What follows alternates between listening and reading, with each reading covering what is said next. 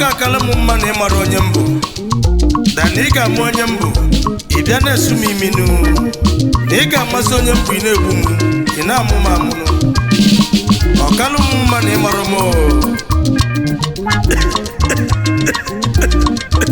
Onyeoma Tochukwu asef ọmalụ mmadụ na-egbu enu ọmalụ onye na-esu imi akwala onwe ya ịma na ọ ga-akalụmụ mma na ịmara onye mbụ ncha ọ ga-akakwalụmụ mma na ma mara ya kama ị ga-ama m n'ụwa ịbịazie na-egbu m egbu kama ị ga-ama onye mbụ ịbịazi na-esu m imi ịbịazi na amụmamụ ọkakwalụmụ mma na ma mara ya ọ ga-akalụmụ mma na nnọrọ onwe m maka ọmalụ onye na-egbu onye n'ụwa ọmalụ mmadụ na-egbu ya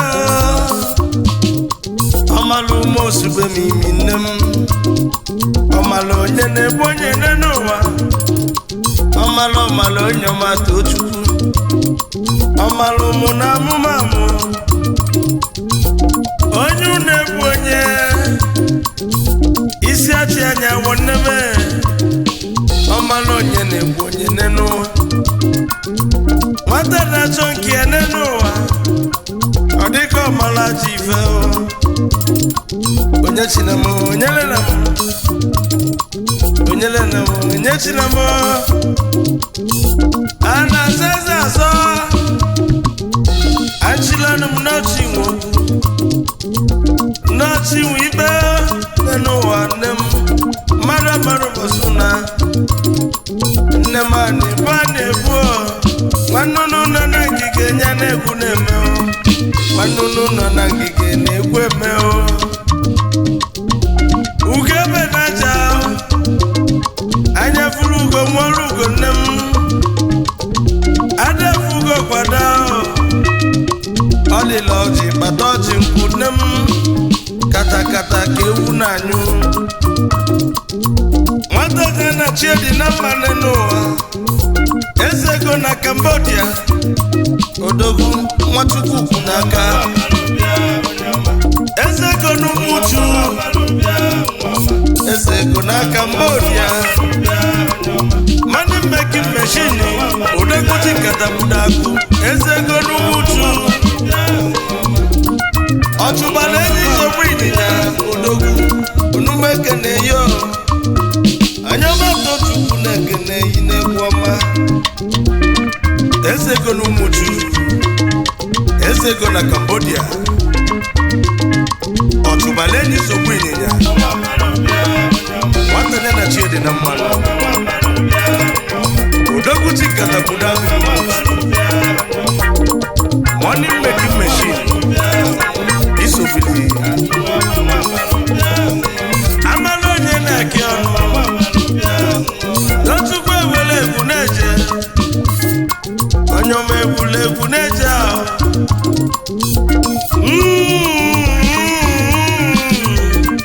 owi ije amalụ onye na-ebu onye oyimo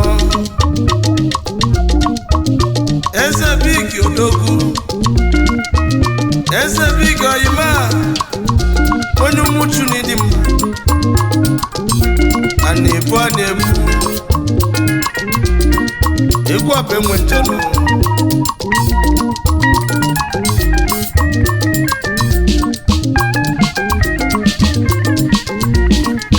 mmadụ esusi n'ibia imine n'ụwa onye amụsị n'ibia mụ maka na ịmara ife chi ya bụrụ ọ bụ nwa eze na-ekwu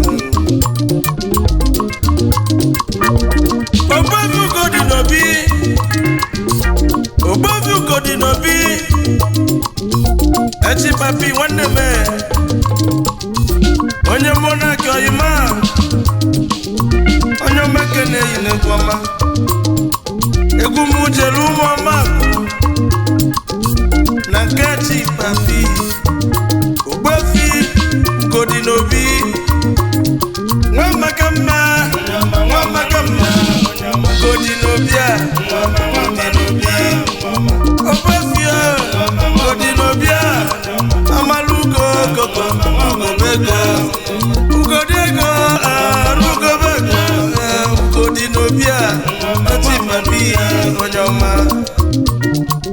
Onyeoma Kingdom onye nwere ife Echi Papi isobili nwa maka mma kele na-egwu elu Akajugo one of Onyeoma bịa ezigbo mmadụ bịa Principal Chukwu Augustine onye beke onumeke na-eyo $1 billion na Turkey $1 billion nwere Onyeoma Kingdom Onyeoma onye nwe ino nwere ife ọgaranya ana-azeza azọ aka na-ebunata Turkey stores n'ụwa niile onumeke na-eyo Onyeoma Imales Global Company n'ụwa niile unu bụ ụzọ karịsịa anyị ekenezianụ Prince Ifeanyi Chukwu Augustine Onyebueke Managing Director Imales Global Worldwide $1 billion na Turkey Akajugo one of Onyeoma Kingdom ọgaranya Ayo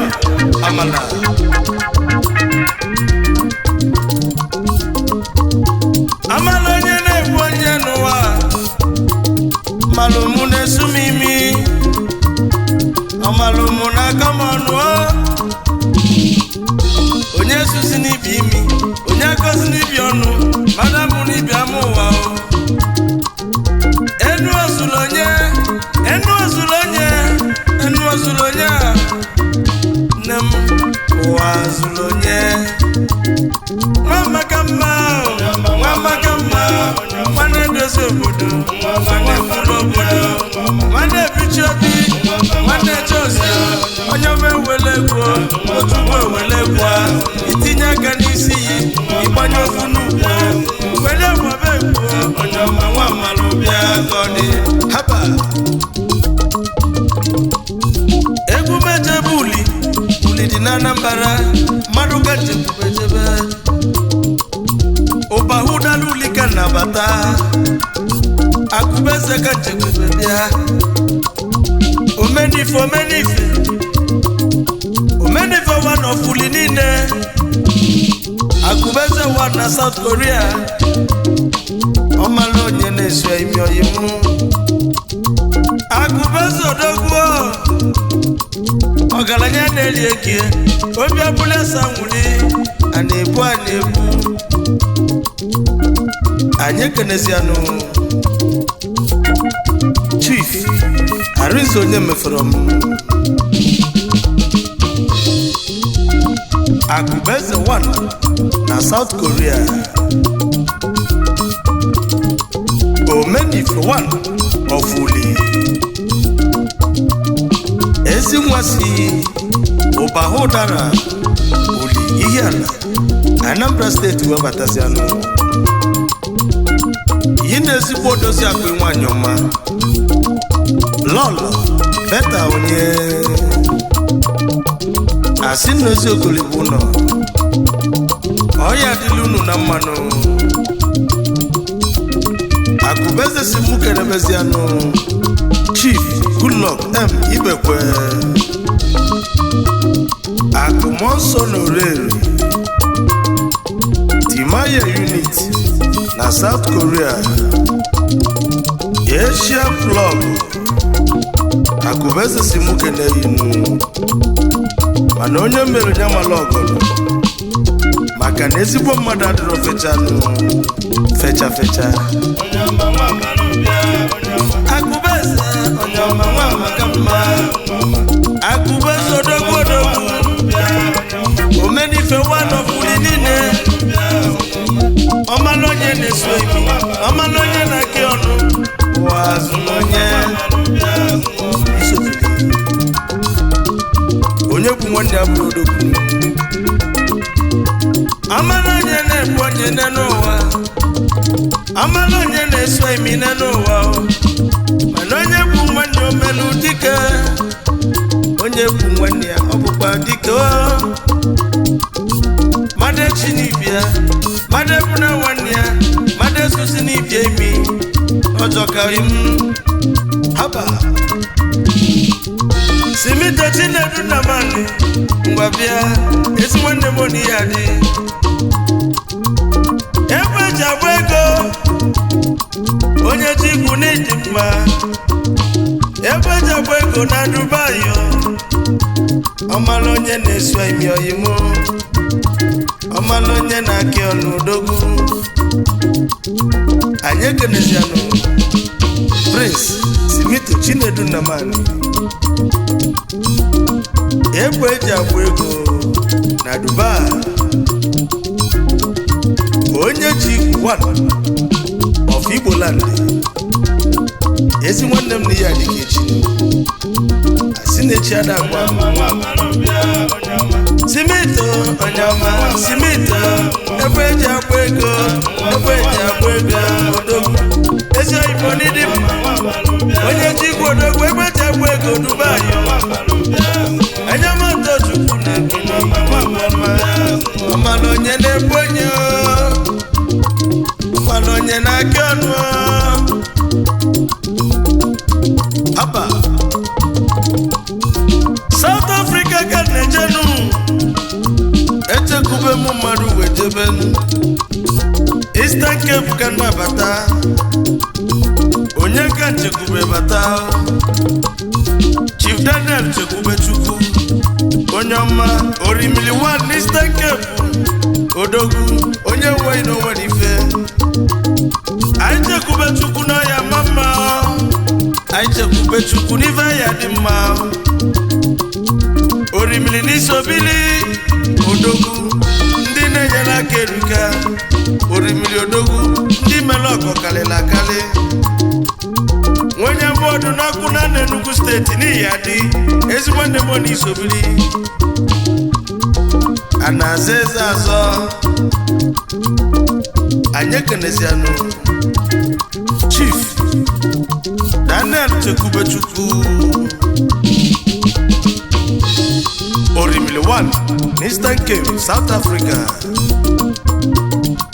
ezi nwa si Amodu ọkụ na Enugu steeti wepụtazianụ ọya nwale mmanụ haba onye amụ n'ibi amụ onye su n'ibi imi ụwa zuru onye obi na China bịa fụmanya agri na-eche gburugburu odogwu onye nweghị na onwere ife Prince Desmond ụzọ igwe obi na China odogwu Omaluonye na-egbu onye oyimo ọmalụ mmadụ na-esu imi anyị ekenezianụ Prince Desmond ụzọ igwe obi na China agụ Indonesia gburugburu ezigbo nwa eze mmụọ na amụfọ Olu West Local Government Imo State Managing Director Diamond Real Estate City Agri Future Investment Chief Executive Officer Diamond Villa Hotel Iyala Oibu CEO Agri Global Business Enterprises New Delhi, India Managing Director New Face of Diamond Villa Hotel Isobili onye bulu nwanne ọ bụ dike onye bulu nwanne omelu dike oyimo ọmalụ mmadụ na-esu imi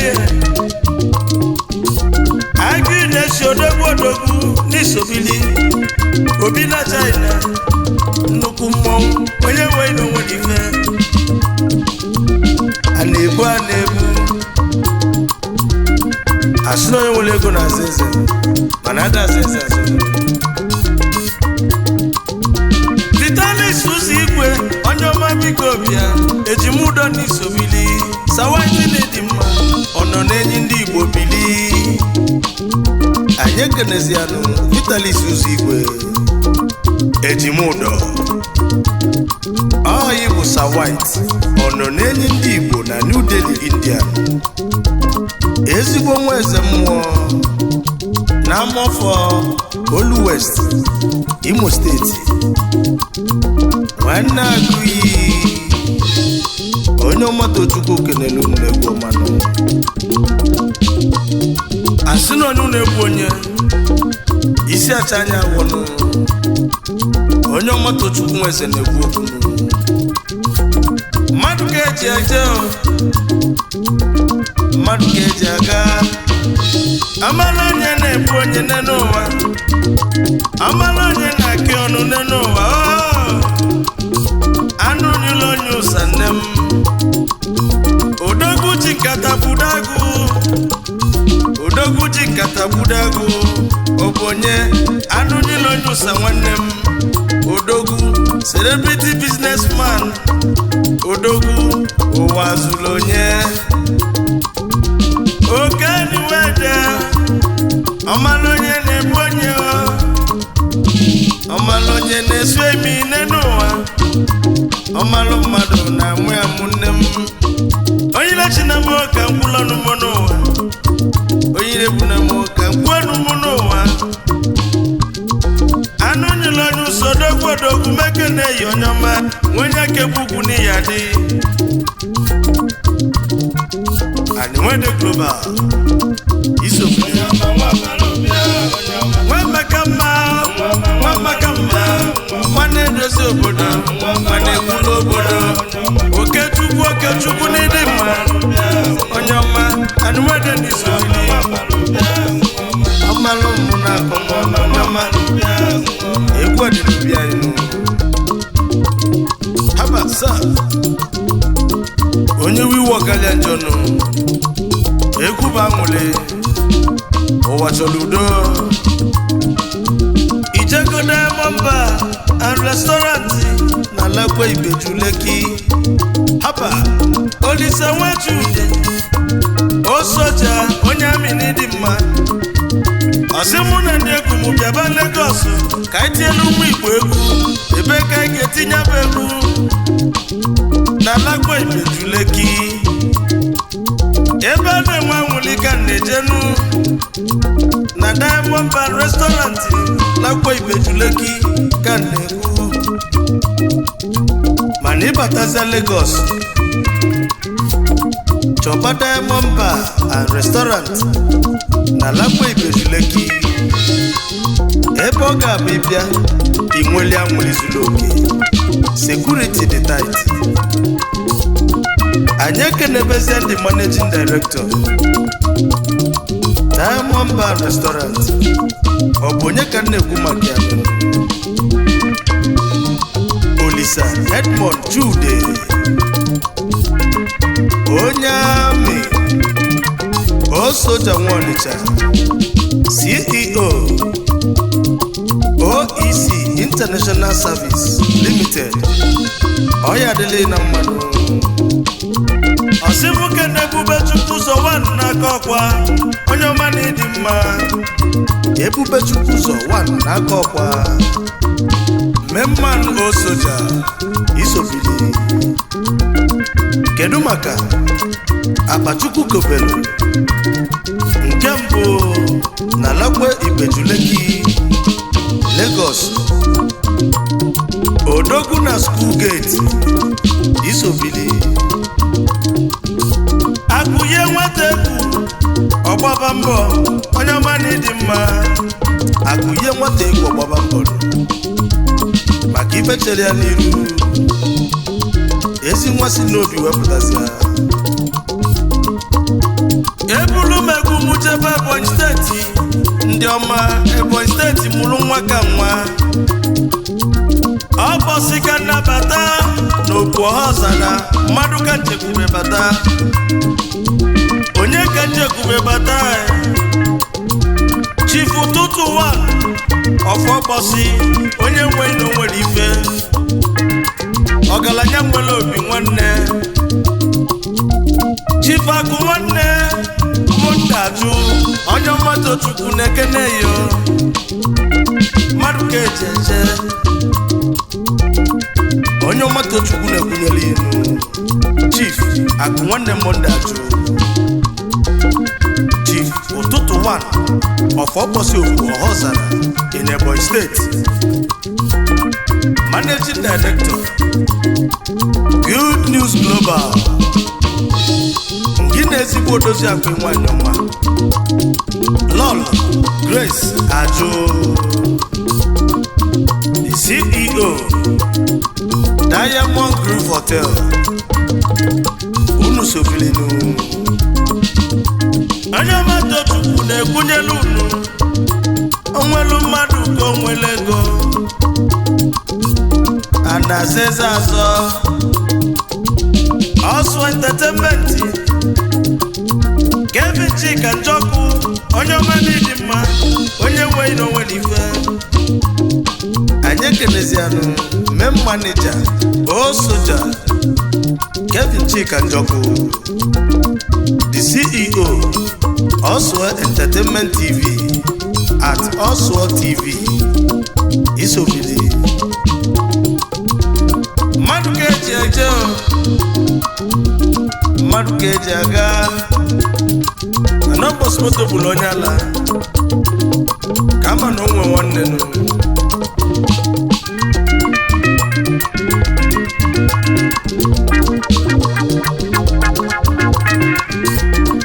Ugebe na aja newu na mbi bịada wewu ọwọm nụ maka na aje newu ta ka nwe ya tanụ nọ newu na-ata agba nwe ya na-enye ya n'ọnụ nụ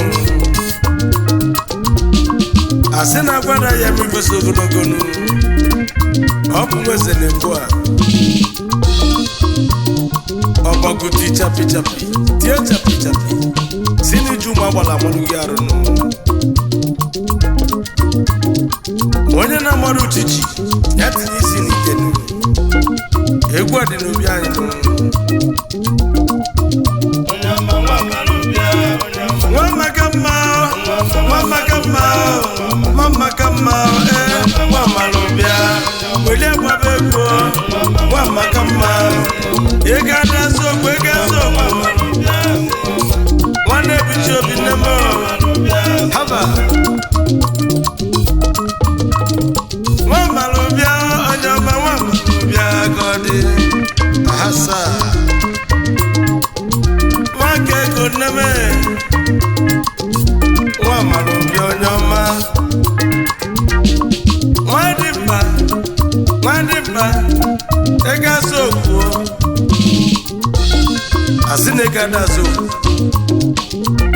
mmadụ nazo mmadụ ka eji aga mmadụ chibi ka na nwa na-ebichi obi nwa na-agụpụ nne ya ka ọnụ aya aya aya aya aya aya aya